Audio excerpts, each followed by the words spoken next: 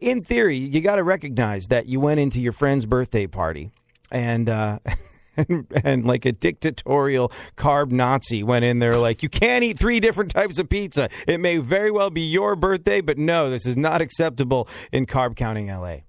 You know, I'm into longevity when it comes to the living, and obviously I was right. Yeah. I mean, when you look at what happened, right? I think it indicates a certain level of oblivion seeking in myself that I heard a story about somebody having a heart attack in a pizza parlor and thought, saucy, cheesy, pepperoni, it's delicious. I know exactly what I'm having for lunch. But there you go. And you haven't been able to eat pizza ever since? No, I have not been able to eat pizza ever since. I don't eat pasta. I don't eat pizza. I eat almost no cheese. Which makes the fact that I'm going to be going to Italy in 10 days like really kind of traumatizing. I might be bringing my own food. Oh, you got to live your life. You go to Italy, you get a chance to eat, Italian food, or as they call it over there, food. But it's just like going to Italy, you're going to get a chance to eat some of the best Italian food ever because, it's from Italy. And you should probably be with some people that can tell you where to find the good stuff. And you're going to deny yourself the cheese and the carbs and the grease. Maybe I'll eat it as long as I can find somebody who can hold me and rock me through my tears of PTSD that I suffer every time I smell pizza after a man died in my arms. Right. Came back to life in your arms. Maybe, look who's the optimist. Exactly. Your cup is half full of cheese. Maybe he was restored by the healing power of pepperoni. You never know. But here's the thing. I actually there's that Dr. Wheel guy, right? No. You know him? No. Who's Dr. Wheel? You don't know Dr. Wheel? I don't. Really? Yeah. All right, Dr. Wheel is, now I don't feel so bad for not knowing that the chick who presents the moth is a chick and not a dude. Her name was Lee. She has a vaguely masculine voice. It's an easy mistake for anyone to make that deals with audio, but moving right along. Dr. Wheel is this Harvard-educated doctor who had all sorts of problems, and you've probably seen him on like Larry King and stuff. He's bald. He looks like Santa Claus. He's got a big gray beard, and he teaches sort of like alternative meditational practices and nutritional healing and things of that nature. But his books are really, really fantastic, and he's a Harvard-educated doctor that I like him because he's not all hokey and wishy-washy. Like if you get cancer, he's like, you're going to need chemotherapy and you're going to need to have that sliced out of your body. But whilst you're at all that, you should probably do some sort of mind-body treatment. You should probably do some sort of yogic breathing, and you should probably pay attention to which foods have the ability to heal you. Nutritional healing is his whole thing.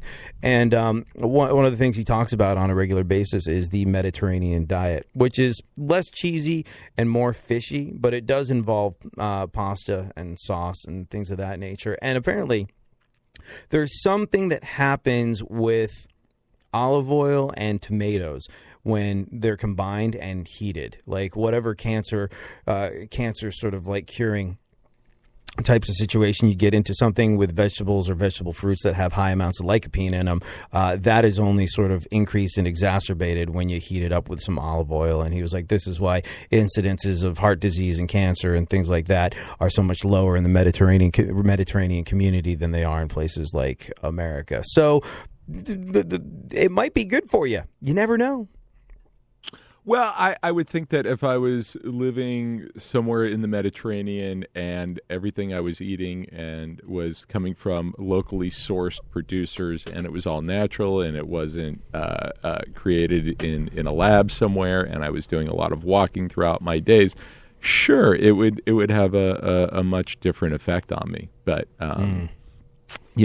I don't know that, getting the endless bowl at the Olive Garden would really count as the Mediterranean diet. Yeah. That's Mediterranean in the Midwest right there. Alrighty then. Let's take a look at the events of today in our segment, My Witness News, Funkhauser. Let's get right into it. Yes. So, we should probably, as a health and safety concern, reiterate that your doctor friend, when you told this story to him, was like, when you come across a heart attack victim, the thing not to do is punch him repeatedly in the chest. Yes, he said absolutely. Medically, there is absolutely no reason why that should have worked. It really shouldn't have. But it did somehow. The Jesus fist is now my new Jesus favorite fist. expression. Sounds like porn that's definitely going to send you to hell. I agree. As opposed to all the other kind of porn that won't.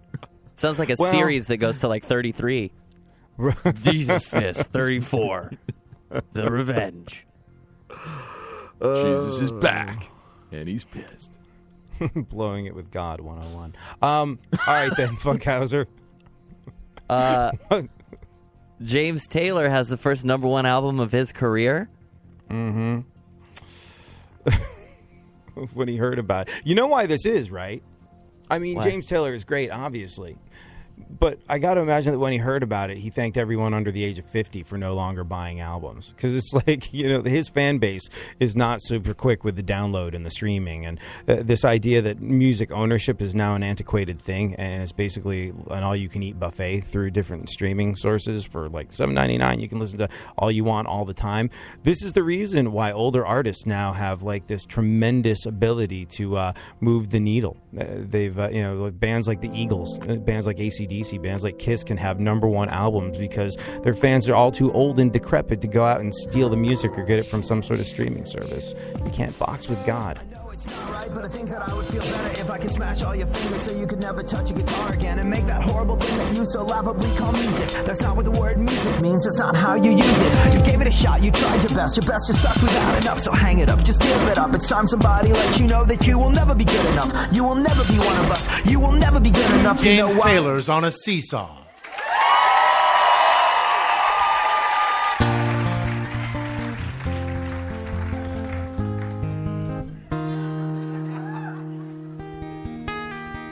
You go up while I go down, and this old world keeps spinning round. I get short and you get tall. We're just two James Taylors on a seesaw. I'm so high, I touch the clouds. You're so low, you touch the ground. From up here, the world seems small. We're just two James Taylors on a seesaw. What goes up must come down to. The seesaw changes our point of view. I will see what you just saw. We're just two James Taylors on a seesaw. I go up and I say we is also you and me, waiting as we pass on by. Don't jump off, don't jump off, don't jump off. If you hurt me, you'll just hurt yourself. Where I've been, things I see, it's almost weird looking down at me. I am you, and you are me. I guess that's how it'll always be. Between us, we've seen it all. We're just two James Taylors on a seesaw. Delivering fascinating subjects, interesting talk, and boobs and fart jokes. AD on iHeartRadio. Yeah, let's go. Talking that mess, better act like you know. Let's go tonight. Walk away, punk, yeah, bitch. That's right, I know this. You're nothing but a punk, bitch. You're nothing but a punk, bitch. So walk away, yeah. As we see our way through what remains of the show by looking at the events of today in our segment, My Witness News, it is worth reminding folks that Sam Firestein, storyteller extraordinaire, has been good enough to grace us with his presence in the studio again today. If you missed it, do yourself a favor, go back, listen to the podcast, and hear his story of the pizza party of death. And the first one, too. If you search his name, you can find all the appearances. Yes. And In my fact, arrest record. But you have to spell his last name correctly first. That's the hard part. Oh, come on. That's, I mean. Look for me at Sexy Mugshots. You look good in Avatar. Have I not said that lately? But from the neck down, it's hell. We were having some fun with the fact that Sam Firestein,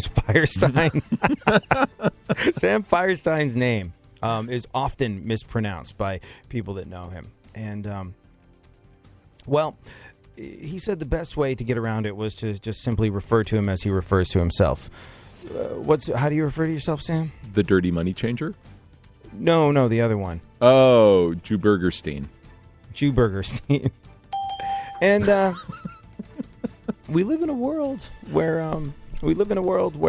I actually feel like we're treading on unsteady ground every single day in terms of what's okay and what's not okay in terms of political correctness. Take, for example, the hot button issue of the rebel flag at the moment.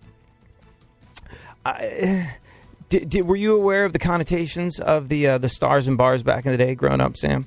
I was really made aware of it in my early 20s when a buddy of mine, an African-American buddy of mine who was also an LAPD officer, told me one day, I forget exactly what we were talking about, but he says, when I look at that flag, for me, that is the Nazi flag.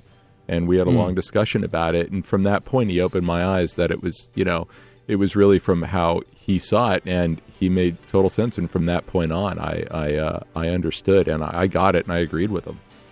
And it's an interesting dichotomy that we're looking at with a lot of these things, where it's sort of like you look at the Caitlyn Jenner situation.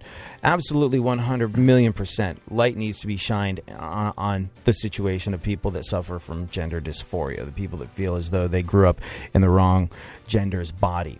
Because, if you look at the suicide rates like we've talked about on the show before, I think your standard straight guy or girl suicide attempt rate is right around 4 to 6%. And the more deviations you have from the traditionally accepted norm in terms of your sexuality and gender identity, the higher the number of suicide attempts gets. If it's like 4% if you're straight, I don't know, 10, 15% if you're gay. But if you get to an area where you have gender identity problems, almost 50% of those folks at one point or another attempt to commit suicide. So clearly there is a need for education. There is a need for greater understanding of other people's situations. But we also have to recognize that it is a tiny minority of the population that deals with these things. So to have everybody snap to and suddenly understand something that nobody even really talked about yesterday, you do need a moment to contextualize these things. And I find myself treading very gingerly in this day and age. And in the case of the rebel flag, it was kind of news to me that, it was a bad thing, simply because, grew up in England, and also my main association with that was the Dukes of Hazzard, who were generally accepted as being some good old boys. They were the good guys. They had that flag on top of their car, and that was my association with it. That's all I really knew about it as a kid. I knew that flag meant Dukes of Hazzard. And now, I don't know if you caught it or not, Warner Brothers is banning the Dukes of Hazzard car, the General Lee, with the Confederate flag. I think Apple has apparently removed a Civil War game that featured the flag. And how far is too far in these situations? And more importantly, can I use the word Jew burger if I'm around you? Is it just when I'm around you? And can I take that out into the world when I leave the studio? Like, you probably where is the line? You probably can't take it out. Well, it also, these things also depend on context, and whereas it's like you'll hear a group can make fun of itself, but you can't make fun of the group. One of those types of situations, and then even people within each group says, "Oh, no, now to the point of political correctness, where it's like, no, nobody should ever make any joke quite like that," and I just don't believe in that, because I think some things are very funny when you do it. I think probably one of the greatest comedians around right now is Sarah Silverman, and the next politically correct thing she says in a joke will be the first. And I wholly agree with what Jerry Seinfeld said. I think, people live in this like hot button society where it's, we love to